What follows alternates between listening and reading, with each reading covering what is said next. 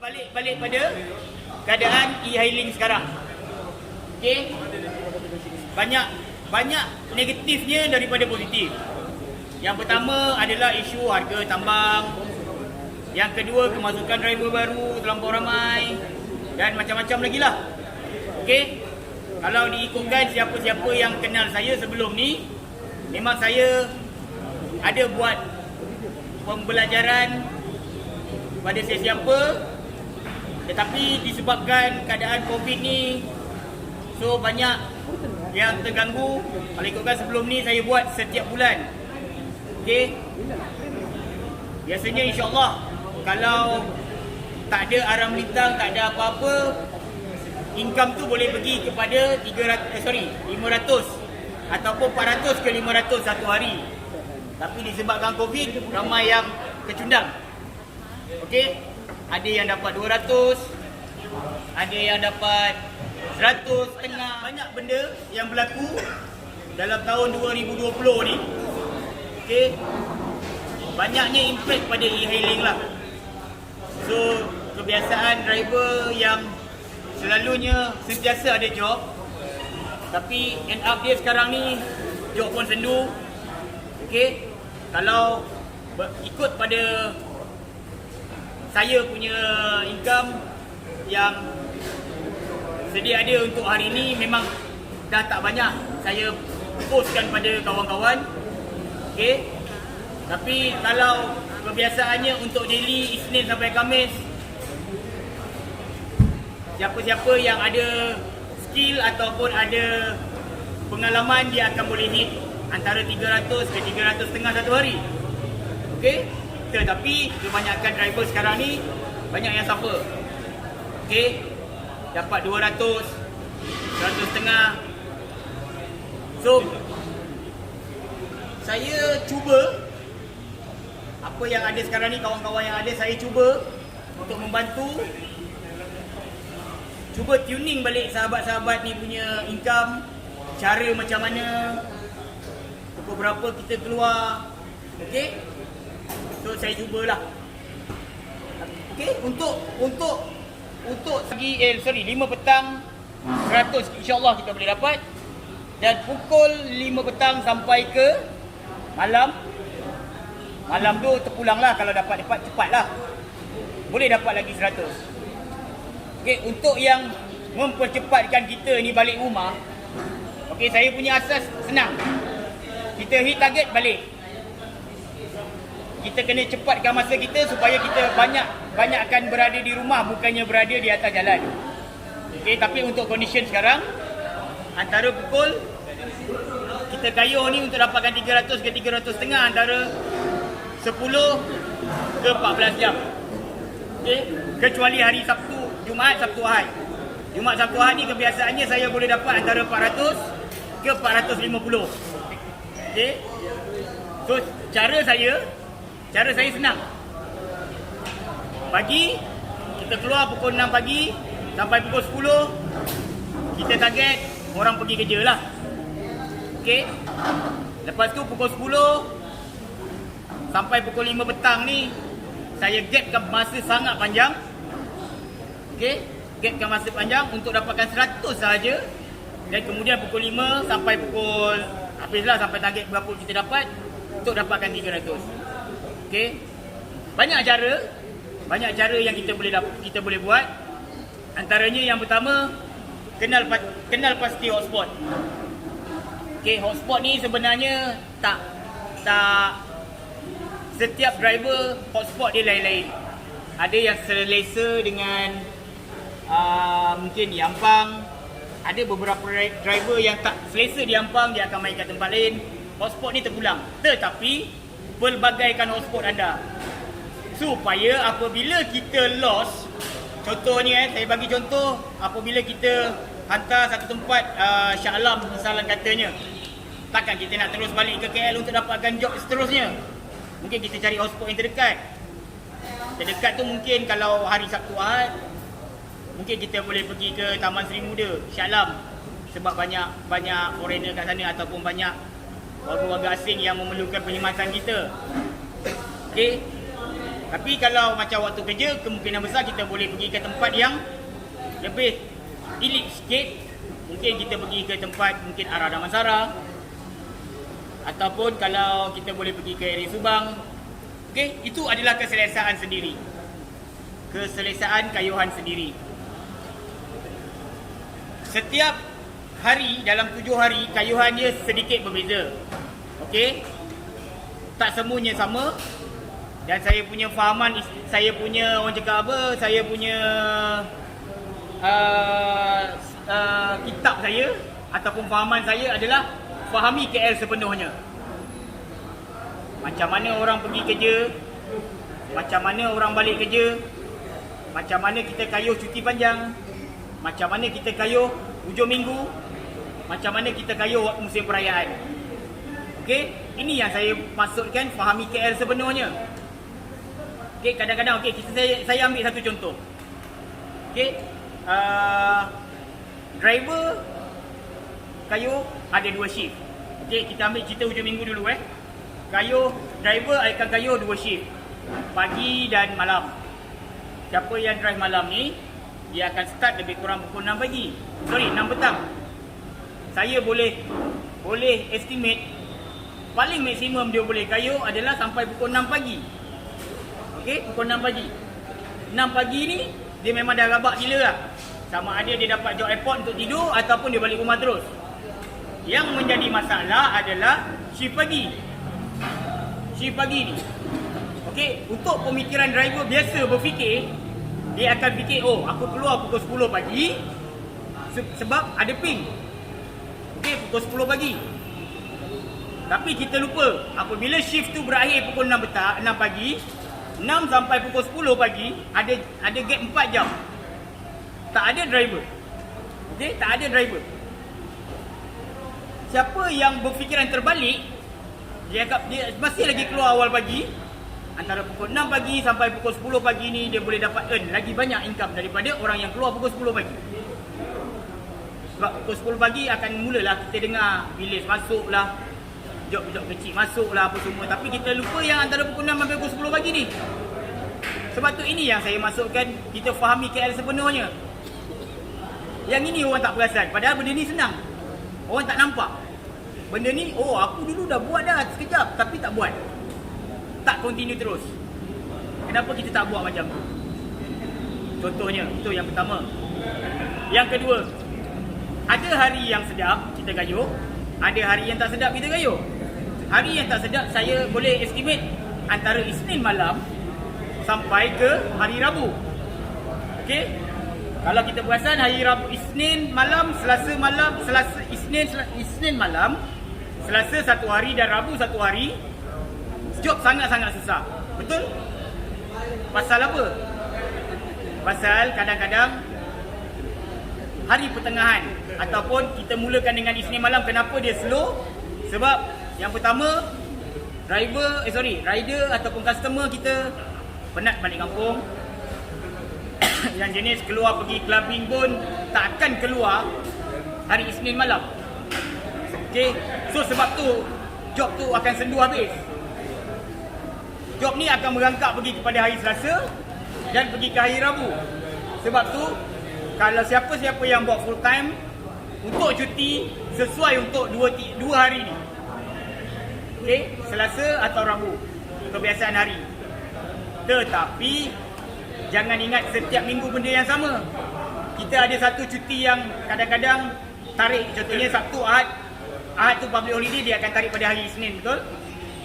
So hari Isnin ni pula hari public holiday. Tetapi kenapa siang tu job sangat-sangat teruk? Ya, sebab Sabtu Ahad orang dah keluar. Dah habis berjalan, Isnin dia orang tak nak keluar. Dia orang nak bercuti, nak rehat kat rumah. Pasal apa? Besok dah kerja. Okey? Sebab tu, kalau macam tu punya strategi, kita ambil cuti satu hari. Maksudnya hari yang terakhir public holiday tu kita cuti. Supaya besok itu hari pertama bekerja, sebenarnya hari pertama bekerja ni dia punya income lagi banyak. Disebabkan contohnya lah, misalnya kata pukul 4 pagi kita keluar atau 4.30 pagi hari pertama bekerja selepas cuti panjang. ramai anak-anak KL adalah customer KL ni adalah perantau. Okey, perantau yang dia akan balik ke KL ngam-ngam sampai KL dan terus pergi kerja. Okey, terus pergi kerja. So, diorang akan start balik naik bas tu daripada pukul 12 tengah hari. 12 malam. Kalau siapa daripada utara, dia akan sampai lebih kurang dalam pukul 4, pukul 5 pagi. Apabila start pukul 4, pukul 5 pagi tu dia balik, dia naik Grab ataupun dia naik e-hailing mana-mana sekalipun, waktu tu terus dia orang pergi kerja. Sebab tu kita ambil advantage macam ni. Kita ambil advantage. Kat mana? Kat mana tu terpulang pada anda sendiri. Ada yang selesa dengan TBS, ada yang selesa dengan bus stand yang kecil. Contohnya Hentian Duta ataupun Terminal Bas Shah Alam Seksyen 17 tu. Okay, tak kisah terpulang. Tapi ini cara dia yang kita perlu buat untuk dapatkan earn ataupun hit target kita secepat yang kita nak, supaya kita boleh balik rumah cepat. Itu salah satu contoh yang saya nak kawan-kawan saya fikir macam ni lah, fahami inilah, fahami KL sepenuhnya macam ni lah. Berfikiran terbalik sikit daripada driver lain fikir, supaya anda boleh dapat lebih banyak daripada driver yang biasa fikir. Itu yang saya nak. Bukannya semuanya, bukannya istilah driver start enjin kereta online jalan. Salah dah tu. Kalau tak dapat job, duduk kat situ 4-5 jam ataupun 1 jam atau 2 jam nak dapatkan job. Tak, kita bukannya istilah berhenti di satu tempat dan tunggu job, lepas tu dapat job baru jalan. Melambatkan masa kita. Kita yang kena mencari. Bukannya macam, maaf cakap, teksi-teksi yang sebelum ni yang kita nampak menunggu di stand kan? Bukan jenis macam tu. Kita bukan jenis macam tu. Kita mencari job. Okey, kita mencari job. Okey, sebab tu yang saya cakap tadi awal-awal, pelbagai akaun hotspot, supaya apabila kita tahu hotspot, kita tahu macam mana cara kita nak gaya. Okey, faham semua Ada apa-apa yang nak tanya tak? Ya saya. Okey, saya MCO lah. Normal. Okey, sebenarnya cara saya ni, apa yang saya ajar pada kawan-kawan semua, bukannya cara yang keluar pagi, fahami KL dan semua, bukannya untuk MCO saja. Kalau dah lepas MCO nanti, bila dah ada apa vaksin ke apa ke, dia akan kembali pada normal. Sebenarnya lagi banyak. Kalau ikutkan, sebenarnya kalau saya sebelum MCO ataupun tak ada COVID ni semua, income saya per daily 500 ke 500.5 kayuhan selama 12 ke 14 jam. Okey, 500 ke 500.5. Kalau setakat siapa yang target 300, yang dia punya mungkin komitmen tak besar, setakat 300 tu, kalau saya start pukul 4 pagi atau pukul 5 pagi, pukul 11 atau pukul 12 saya dah boleh dapat. Untuk 500, biasanya saya akan habis pukul 7 malam. Okay, so saya ada masa malam di rumah. Sebab saya punya cara ni bukan terhad pada keadaan MCO. Kalau dah lepas pada MCO, sebenarnya cara ni lebih efektif. Lagi banyak kita boleh dapat. Okay, yang pertama, fahami KL. Yang kedua, hotspot tu kena pelbagaikan. Yang ketiga, macam mana cara kayuhan. Cara kayuhan bukannya semata-mata start enjin online jalan. Okey, pukul berapa kita kena hit, pukul berapa kita kena ada waktu tu. Dan kadang-kadang ada juga driver yang terbalik dari segi kedudukan dia di waktu yang salah. Salah katalah, contoh pukul 8 pagi. Okey, dia ada yang bertanya dengan saya, bang, saya ni sebenarnya keluar dah awal pagi dah. Dah pukul 4 pagi saya keluar dah, saya ikut cara abang. Tapi kenapa saya masih lagi tak dapat? Saya tanya, pukul 8 awak ada kat mana? Pukul 8 saya ada kat tengah KL. Tengah KL pukul 8 sebenarnya tak efektif. Pasal apa? Orang pergi kerja daripada pinggir-pinggir KL, bukannya tengah KL. tengah KL ni memang banyak job, tapi job tu RM5-6 lah. Pasal apa? Orang akan naik LRT, MRT ataupun monorail lah, tak kisahlah apa, public transport. Dia akan sampai ke tengah KL dan dia orang akan order Grab ataupun order apa-apa yang lain untuk pergi ke tempat kerja dia orang. So, benda ni yang saya cakap, tersalah time, masa tak tepat, duduk kat tempat yang salah. So, apa kata kalau kita duduk di pinggir KL, contoh banyak contoh. Kita boleh pergi Kelana Jaya contohnya, kita boleh duduk dekat arah Damansara contohnya, ataupun kita boleh duduk dekat Ampang contohnya. Apa lagi? Mana lagi? Kepung contohnya lah. Macam-macam. Pinggir-pinggir KL ni. Montiara ke apa ke, tak kisah. Tapi apabila kita sampai ke tengah KL, dah sampai ke tengah KL, janganlah kita duduk kat sana. Kita boleh lari sikit pergi ke tempat yang kita boleh estimate kat mana yang ada sentiasa ada job besar. Okey, job besar maksud saya bukan RM50-60, RM20 ataupun belah-belah ringgit pun dah kira besar zaman sekarang ni. Okey, tapi kita tahu kat mana hotspot terdekat bila kita drop di tengah KL. Kalau macam misalnya kata cara saya, mungkin kalau bila saya dah dapat tengah KL, saya akan duduk mungkin dekat Desa Bandan ataupun Ampang Point. Tetapi kita perlu elakkan Jelatik contohlah. Sebab apa sekarang ni ada construction. Banyak jam kat situ. So agak tak berbaloi. Okey. So ingat yang itulah yang saya cakap, pelbagai hotspot, kenal masa duduk kat tempat yang betul. Benda ni kena ada. Kalau tak ada benda ni, itulah sampai ke tahap itulah 100, 100.5, 200. Bukan saya nak cakap saya hebat, tidak. Demi Allah saya cakap. Okey, tapi siapa-siapa yang pernah kenal saya, cara saya memang tak berubah daripada MCO, sebelum MCO lagi, selepas tengah MCO ni, insya-Allah selepas MCO ni, benda yang sama. Apa-apa pun keluar awal pagi. Janganlah awak keluar pukul 10 pagi. Mungkin kalau siapa-siapa yang ada komitmen hantar anak tu, itu lain cerita. Tapi siapa-siapa yang boleh keluar pagi, dia boleh keluar pagi. Siapa-siapa yang tak ada komitmen untuk hantar anak, ataupun mungkin dia bahagikan kerja hantar anak tu pada isteri ke yang boleh memandu, so dia boleh buat awal pagi. Jangan malas bangun, itu je. Kita sendiri pun, siapa-siapa yang dalam Islam sekalipun, siapa yang keluar pukul 10 pagi tu memang baru bangun tidur pukul berapa? Pukul 9, pukul 10 pagi tu memang ganap lah. Subuh apatah lagi hilang dah. Jangan cakap lah. Okay, itu dari segi Islamik lah. Okay, tapi dari segi yang macam mana yang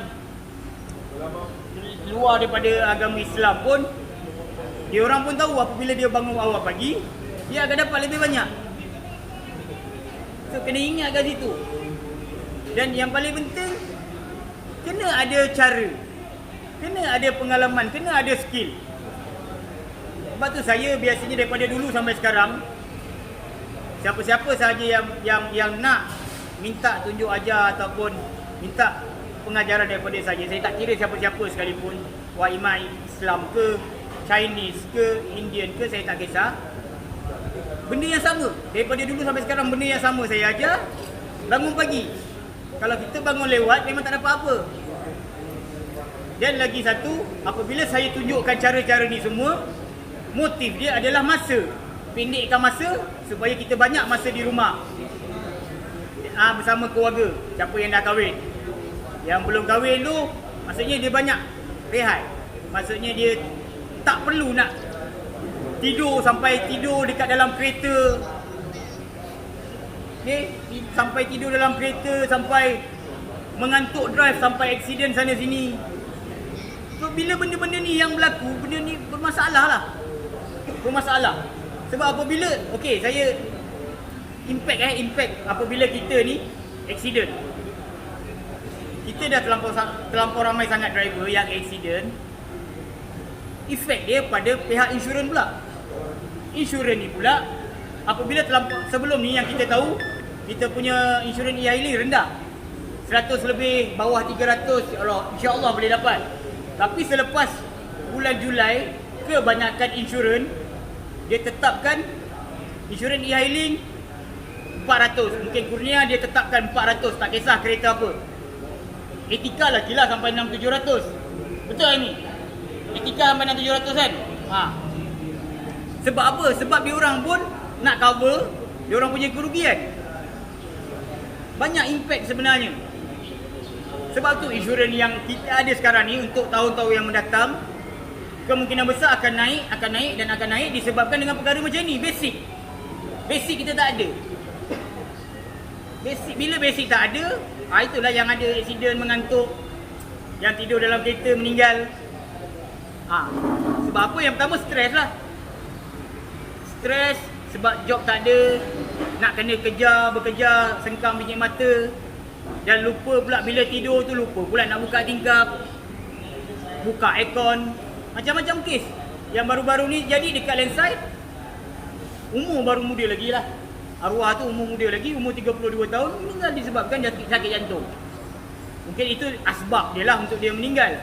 Tapi kemungkinan besar, mungkin sebab dia stres. Dia tak dapat hit.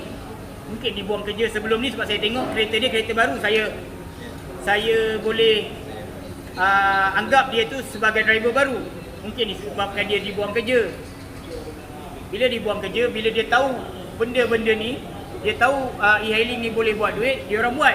Tapi hakikatnya tidak. Kalau tanpa ada satu asas yang kukuh. So bila jadi macam ni, dia akan stres. Bila dia akan stres, dia akan kayuh sepanjang malam dan tidur, boom, sakit jantung, lupa buka aircon ke apa ke. So benda ni impact apabila kita terlampau lama sangat atas jalan. Okay, saya tak nak cerita pasal harga murah apa semua itu. Ada sahabat-sahabat saya daripada pihak gabungan e-hailing Malaysia yang tengah berusaha untuk jadikan, nak ketengahkan isu ni kepada pihak-pihak yang berkenaan, terutamanya kepada pihak kerajaan, supaya kita lebih selesa. Kalau kita tahu, memang saya faham kebanyakan harga-harga sekarang ni memang tak masuk akal. Okey, disebabkan mungkin kerajaan punya sikap open market ni menyebabkan company EHO dia menurunkan harga supaya lebih banyak job yang dia dapat. Yang sengsaranya adalah driver. Itu impact yang lain lah pula. Daripada kita sendiri ni pun, siapa-siapa yang tak ada pengalaman ataupun tak ada skill, so dia akan jadi benda yang sama lah. Banyak marah, stres. Dalam Facebook tu kita tahulah, lagi banyak negatif daripada positif. Lagi banyak memaki hamun, lagi banyak itu ini apa semua. Sebab dia orang tak ada satu, orang cakap apa, satu orang ataupun satu individu ataupun tenaga pengajar yang boleh tuning skill dia orang. Itu masalah. Dan lagi satu, siapa-siapa yang jadi registrar lah, tak kisahlah apa, alfa ke, itu inilah, yang semata-mata ambil driver baru, rekrut driver baru hanya untuk dapatkan komisen. Dibiarkan semua driver tu kat situ. Kau nak mampus ke, kau nak terguling ke, lantak. Tapi aku dapat 300 aku ataupun berapa-berapa yang ada. Jangan macam tu. Bukannya saya cakap apa ni, semua alfa masa tu, tidak Tapi kebanyakannya akan membiarkan driver tu terkontang-kanting sendiri. Berapa ramai yang saya ajar, yang pernah berjumpa dengan saya personal, dia cakap okey, saya draftar daripada orang sekian-sekian di sekian-sekian. Dia ajar saya hanya untuk buka app saja, macam mana cara nak terima, macam mana cara nak gunakan app. Itu saja. Tak ajar, tapi duit nak 300. Benda ajar tidak. Itu yang saya tak suka. Minta maaf lah pada siapa-siapa yang terasa. Tapi saya peduli apa? Sebab apa korang ni semua yang menyebabkan driver-driver ni semua pun sengsara. Saya tak kisah siapa-siapa nak maki saya tak kisah.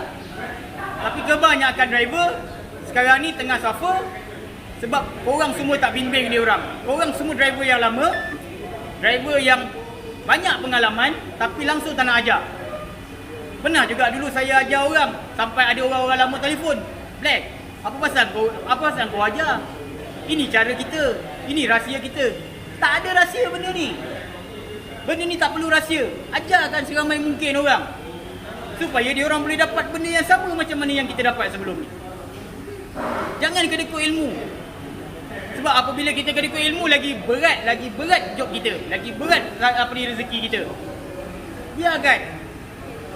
Bila kita dah ajar, dah tuning dia orang dah faham, dia orang nak buat ke atau tak nak buat, itu terpulang pada dia orang. Kita punya pengajaran dah selesai. Tetapi jangan dibiarkan siapa-siapa pun. Siapa-siapa alfa yang mana yang dengar, yang tak dengar ke, yang lepas ni tengok saya punya video ke apa ke, live dekat GDMA punya page ke, tolong. Bila dah rekrut, tolong ajar driver ni semua. Jangan biarkan dia orang. Saya dah collect berapa ribu driver dah. Sebab saya sendiri pun, memang saya pun boleh mendaftarkan orang. Tapi sepanjang 4 tahun saya ni, Uber dululah, Grab dululah, hanya ada 4 orang saja yang saya daftar. Yang lain semuanya datang berjumpa dengan saya. Sama ada melalui mulut ke mulut, ataupun dia tengok income saya yang selalu saya show dulu. So dia orang selesa dengan cara tu, dia orang datang jumpa saya. Okay, saya sebenarnya tak kisah. Siapa-siapa yang nak belajar, nak jumpa saya, tak ada masalah. Saya tak akan kenakan bayaran. Daripada dulu saya mengajar sampai sekarang, demi Allah 1 sen boleh saya nak ambil. Even pernah ada orang berjumpa dengan saya berdepan, saya sanggup minum teh tarik saja padahal lapar ni. Semata-mata saya tahu dia akan bayar makanan tu. Saya tak nak. Sebab yang jumpa saya bukannya orang yang boleh dapat 400-500. Yang jumpa saya orang yang dapat 100-200 je. Dia orang pun tengah susah. Buat apa saya nak minta duit dia orang? Ni pun saya pun ada dengar juga yang nak mengajar orang kena ada bayar RM50. Nak dapatkan skill tu nak kena bayarlah, itulah inilah. Tak payah. Tak perlu. Ikhlaskanlah hati anda ni semua. Yang mana yang lama-lama ni ajar. Okay. Tolong sahabat-sahabat kita tengah-tengah susah ni. Bukan saya cakap saya senang, tidak, saya pun susah. Tapi bantu dia orang sebanyak yang boleh.